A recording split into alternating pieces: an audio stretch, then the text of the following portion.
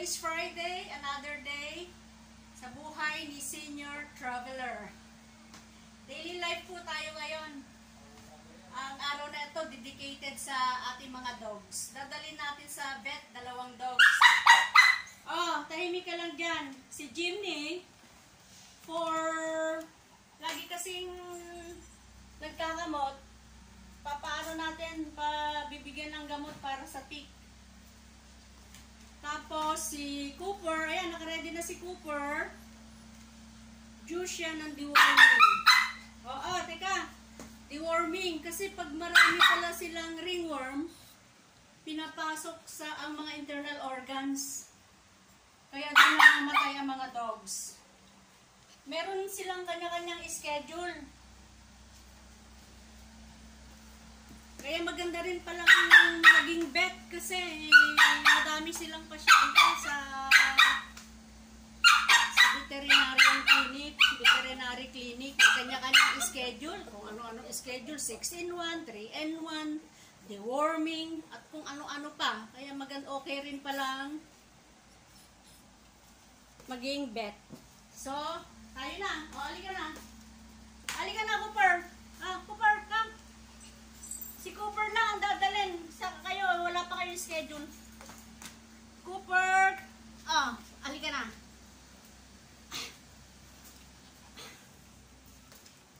Okay na. Sige.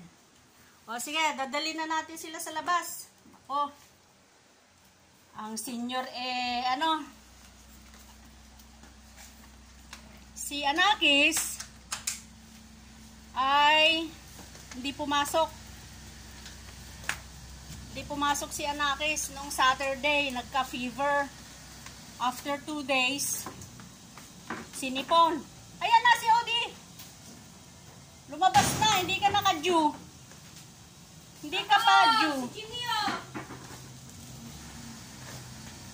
Damputin mo siya. Ganyan. Ganyan kagulo ang mga dogs. Nako. Buti pa yung baby So yun tayo. Hindi pumasok. Nagkasipon after 2 days. Nung Wednesday, inubo. Kahapon, hindi pumasok. Kaya ngayon, mag-PCR test siya mamayang 1 PM.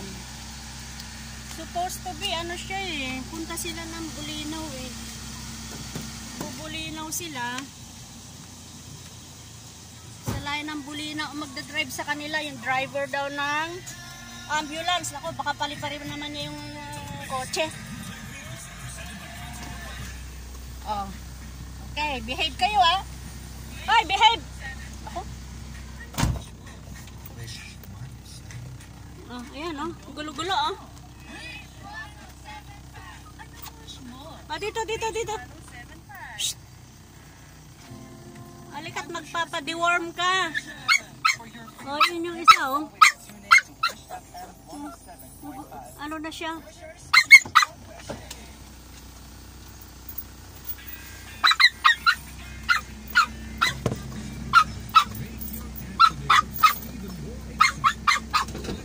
Ano mo nga siya sa akin ihat? Ano mo dito? Lalabas na po tayo. Going out na tayo, mga friends. Pasensya na at hawak-hawak ko si si Cooper na makulit. Going out na tayo sa nilabasan natin. Maraming kotse sa labas kasi ang bahay dito, tatlo mga kotse nila.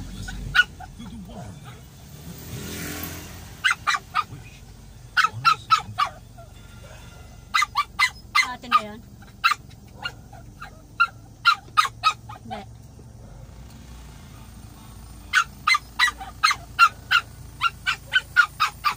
Ayan, may Shopee. Baka sa akin yun, di ba?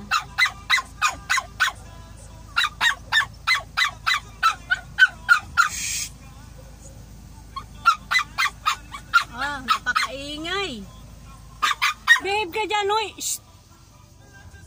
Babe ka dyan, ngayon ka lang mag-day out eh. Dogs day out tayo ngayon eh. Jimny, ito yung makulit eh. Pero mas makulit si Portia.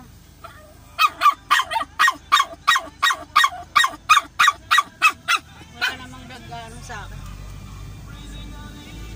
Ayan oh, nagkalat ang mga nakapark dito oh. Kaliwat kanan ng parking. Kasi meron ng laman yung kanilang garahe. Dito tayo sa gate 3 ngayon, yung sinabi ko sa unang video, gate 3 for exclusive po sa mga homeowners. Wala namang bayad, basta yearly nagbabayad ka, renewal ng iyong RFID. Ito magandang bahay, malaki yun no? Taas ang bakod.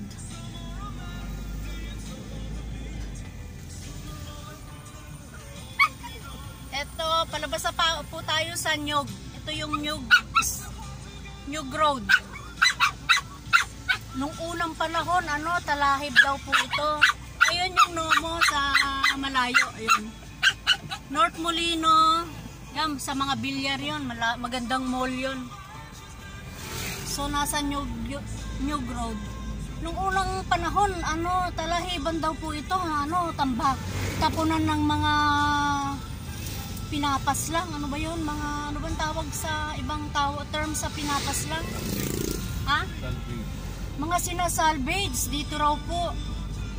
Diyan nila tinatapon. No?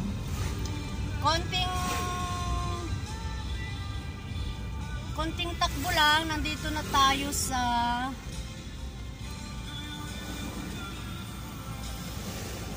yan, kasi ginawang paradahan ng mga mga sa inchik siguro to, mga car, mga malalaking truck.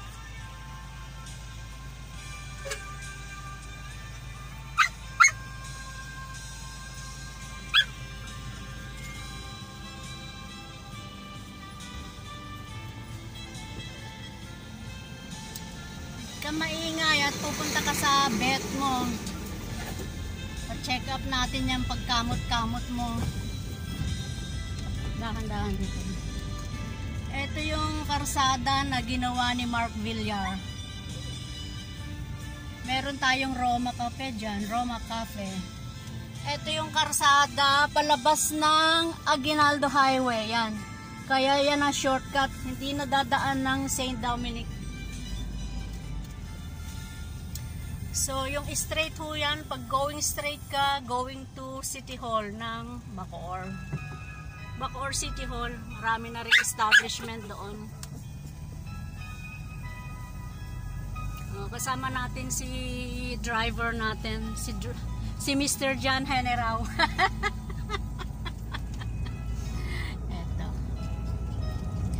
Ang mayor namin dito, Strike Revilla. Tapos sa Silani Mercado, Silani nasa Congress na po siya. Ito maganda ring ng Phil and Best ito. Sa tabi namin. Princeton Heights. Meron ding malapit na Main Square. Ang lang, sa mga kailangan mo lang na mga meron diyang ba yun? Robinsons.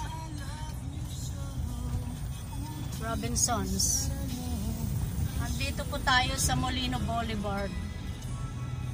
Ang parallel na street nito, Aguinaldo Highway. Ito going sa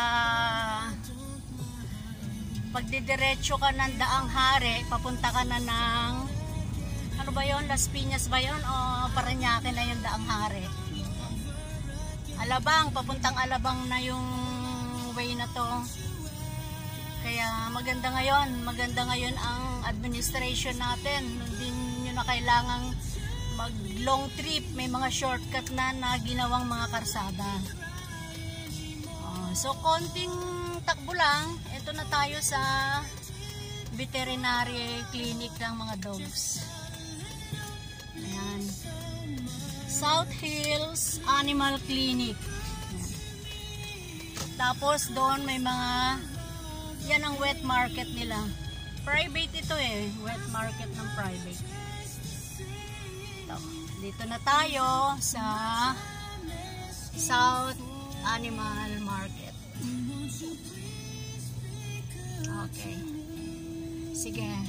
Hanggang dito na lang po at mamaya uli pag tinitignan na ng doc nila yung mga dogs. Okay, see you later.